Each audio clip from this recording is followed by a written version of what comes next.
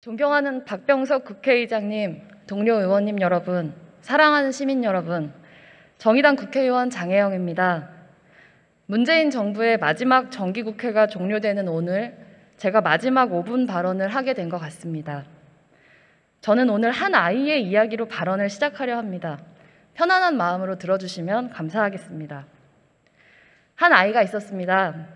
바쁘고 힘든 부모님을 도와서 발달장애를 가진 동생을 잘 돌보는 것이 자기 삶의 이유라고 생각하는 아이였습니다. 아이가 중학생이 될 무렵 아이의 동생은 장애인 거주시설로 보내졌습니다. 아이는 부모님께 물었습니다. 왜 동생은 우리와 함께 살 수 없나요? 부모님은 이렇게 대답했습니다. 우리 집에서는 동생을 행복하게 해줄 수 없어. 아이는 동생과 헤어지는 것이 불행했습니다. 집을 떠나 모르는 사람들로 가득한 낯선 곳에서 동생이 잘 지낼 수 있을지 무척 걱정이 되었습니다. 그날부터 아이의 목표는 동생을 행복하게 해줄 수 있는 사람이 되는 것이었습니다. 아이는 이것을 아무에게도 말하지 않았습니다. 부모님에게도 선생님에게도 가장 친한 친구에게도 말하지 않았습니다. 어차피 아이의 마음을 누구도 이해할 수 없을 거라고 생각했기 때문입니다. 시간이 흐르고 어른이 된 아이는 알게 되었습니다. 동생이 행복하게 살아가기 위해서 무엇보다 필요한 것은 장애인을 위한다고 하지만 사실은 장애인의 인간답게 살아갈 자유를 침해하고 지역사회로부터 장애를 가진 시민을 격리하는 시설이 아니라 장애인도 얼마든지 함께 살아갈 수 있는 사회라는 사실. 장애의 유무나 정도에 관계없이 모든 장애인은 비장애인과 마찬가지로 존엄한 인격과 권리를 가진 평등한 시민이라는 사실. 장애인에 대한 돌봄과 지원을 오롯이 그 가족의 몫으로 남겨두는 것이 아니라 사회 전체가 함께 나누어 짊어질 수 있도록 하기 위해 세상을 바꿔나가야 한다는 사실을 아이는 알게 되었습니다.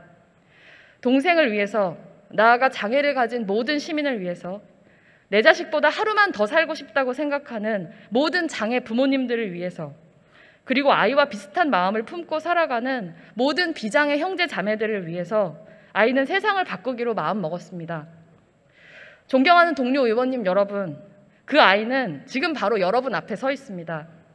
저는 탈시설 발달 장애인의 가족입니다. 세계 인권선언일인 내일은 21대 국회에서 탈시설 지원법이 발의된 지 1년이 되는 날입니다.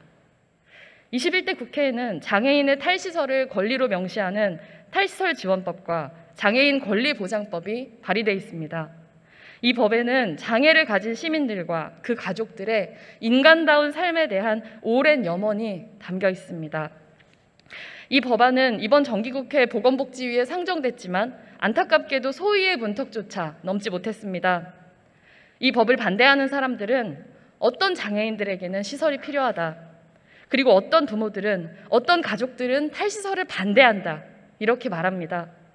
그러나 탈시설이 필요하다고 호소하는 가족도, 탈시설이 걱정된다고 호소하는 가족도 사실 원하는 것은 하나입니다. 가족이 있든 없든 모든 장애인이 존엄한 시민으로 살아갈 수 있도록 국가가 나서서 365일 24시간 책임 있는 제도와 예산을 만들라는 것입니다.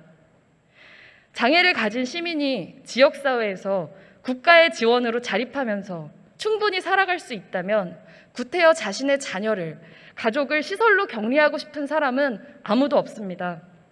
오늘 문재인 정부의 마지막 정기국회는 이렇게 끝이 나지만 저는 조속히 임시회를 개최하여 탈시설 지원법과 장애인 권리보장법, 그리고 모든 시민들의 차별받지 않을 기본적인 권리를 보장하는 차별금지법을 제정할 것을 의원님 여러분께 간절히 요청드립니다.